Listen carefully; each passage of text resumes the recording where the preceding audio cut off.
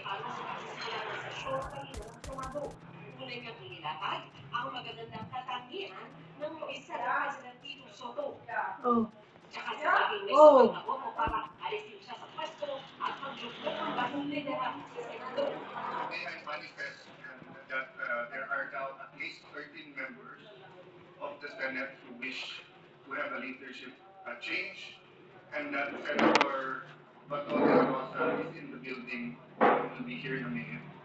Ito ang unang pagkakataong pumasok sa Senador Bato de la Rosa at hindi nagpakita sa Senado. Yaman siya ng ilang mga kaalyado pero may agad siyang inireklamo. Inireklamo niya ang nakawani ng National Bureau of Investigation o NBI at ang Senate Office of Sergeant at Arms. Sa pagdating ni De La Rosa, ipinakita ni Cayetano na meron silang numero. Sumunod na ang formal na botohan sa pagitan ni Soto at Cayetano. Ang resulta, labing-tatlong senador ang bumoto kay Cayetano, kasama ang 8 na nasa dating minority. Si Soto na bumoto kay Cayetano bilang tradisyon. At ang kanyang dating mga kaalyado na sina Senador Loren Legarda, Mark David Villar at kapatid ni Cayetano na si sa kabilang nominal o bilang tradisyon. Dalawaman ang nag-abstain. Sa pagsumalo sa pwesto bilang bagong Senate President, nangako siyang gagampanan ng wasto ang kanyang trabaho sa gitna ng posibleng pag-akyat ng impeachment complaint laban kay Vice President Sara Duterte. Sa mundo ngayon na in crisis, buong mundo na in crisis because of the US-Iran-Israel war. Napakasirap ng pagkakataon may magandang plano. But I always remind them that people may be liars, God never lies. Our job together, my job, is to serve you, dear Senator, to serve this nation, to serve God above all, and to do what is right. Let's make it very clear. May mga lumabas sa news, and hindi ko kayo sinisisi kung sinasabi nyo sa news na ang pagpalit ng leadership ay tungkol sa impeachment, hindi ko. Inireserang data sa lahat ng pwesto sa Senado. Nagiging Senate President for Temporary si Senator Loren Legarda. Medyo kapatuloy po ang pagtalaki ng Senado dito sa nangyari po kay Senador De La Rosa. At isa po sa issue na nare-raise ay kung alam ba ito ng dating liderato ng Senado, pakinggan po si dating Senate President Tito Soto. Pero sa ngayon po ay wala pang payag si Soto tungkol dyan. Maraming salamat. Sa puntong ito, usapin po natin live si dating Senador Antonio Trillanes. Magandang gabi po sa inyo, sir. Magandang gabi po sa inyo, Ms. Mel, at sa ating mga viewers. Una po sa lahat, inilagay na si Senator De La Rosa sa protective custody ng Senado. At ang sabi po ni bagong Senate President Alan Peter Cayetano, poprotektahan ng Senado si De La Rosa. Ano po ngayon ang nangyayari sa nagpagsisilbi sa kanya ng warrant of arrest ng ICC? Sir. Ganito po ang ginagawa nila. Mag-create po sila ng constitutional crisis. Pero alam niyo po, yung ginawa ni Senator Cayetano, alam niyo po, yung ako nasa Senado, nung kinancel yung aking amnesty, ay yung walang warrant, hindi pinayagan ako arrestuhin. Pero nung nag-issue po yung RTC sa Makati ng warrant of arrest, ako po ay inaresto sa loob mismo ng Senado habang may session. At yun, pag valid ang warrant, hindi pwedeng pigilin yun.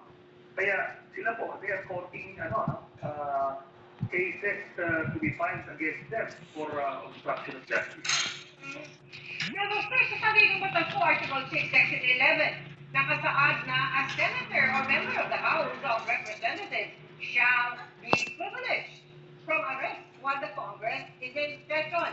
Para po yan sa mga offenses na may karusan, hindi hihigit sa anong taong pagkakakulong, hindi po ba? Ano po ang epekto ng provision ito sa kaso ni Senador De La Rosa? Eh yun po, kaya nakalagay po doon, 6 years or below. Kasi doon sa kaso ko po, nung ako ay inaresto sa loob ng Senado, ito po ay reclusion perpetua yung yung penalty noon. Kaya hindi ako naproteksyonan noon ng provision na yan. Ito po, crimes against humanity, ganun din po, life imprisonment ang penalty niyan. Kaya hindi siya pwedeng proteksyonan ng ganyang constitutional provision. Maliwanag naman po ito kung sino nasa tama rito. Ito lang po, para maliwanag. Ito po si Bato de la Rosa. Ngayon ay nagpapabigtin siya na mode. Pero, tatandaan po natin, siga-siga nitong mamang ito, libu-libong Pilipino yung pinapatay, tapos nakahamot pa na sasama doon sa ICC. Ngayon, kung ano-ano ang ginagawa para iwasan yung pag-serve ng justisya. Pinakita po kanina yung desisyon ng Senado, yung video ng paghabol kay De La Rosa ng mga NBI agents sa loob ng Senado. Ang sabi ni De La Rosa ay kasama raw kung kayo doon Ano po ba talaga yung nangyari ng mga oras na iyon? Wala po ako doon physically. So sana nga nandun ako para na-arrange. Mamang ito nagdadala na sa kotse ng NBI. At kasi nahihiya pa sila Nahihiya pa yung ibang ahensya. Pinuli niya, sinigaan niya. O tapos, nung nakalusot siya, takbo siya. Hindi ka pwedeng ganyan.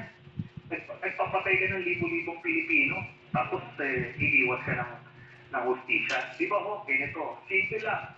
Pagka ikaw ay nag-order na patayin, kahit isang tao, murder po yan.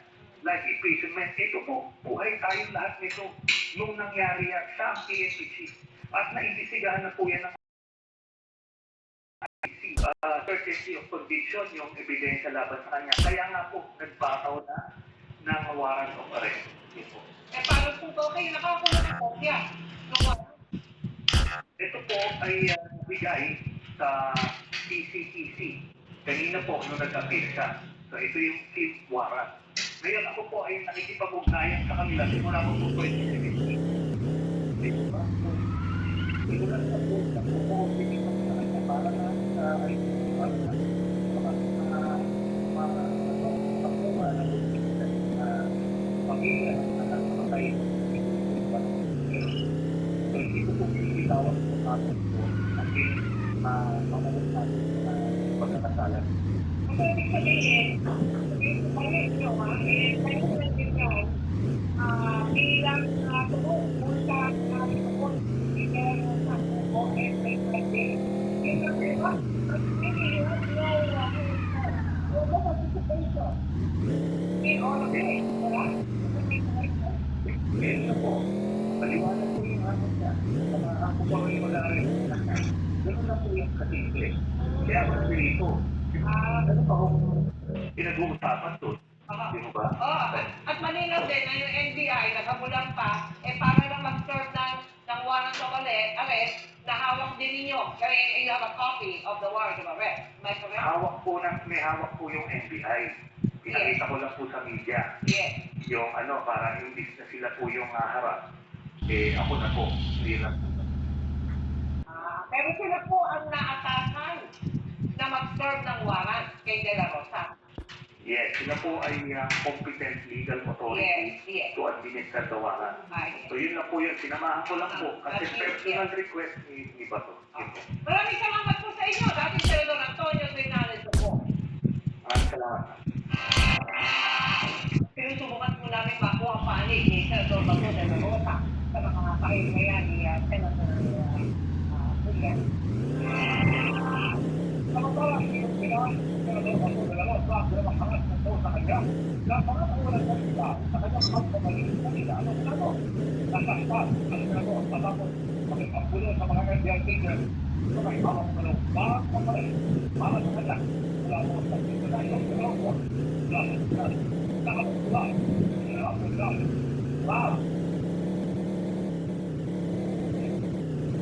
Ini yung evento sa dalawang nag-release sa Senador Bato de la Rosa. Papunta din sa Senado kanina, matapos ang kalungkatong sa oras ng akin. Ang kwento niya sa akin kanina ay sinarap daw siya ng mga taga-NSI at pinilaman niya magpabunod sa mga ito para lang makatapos sa Senado.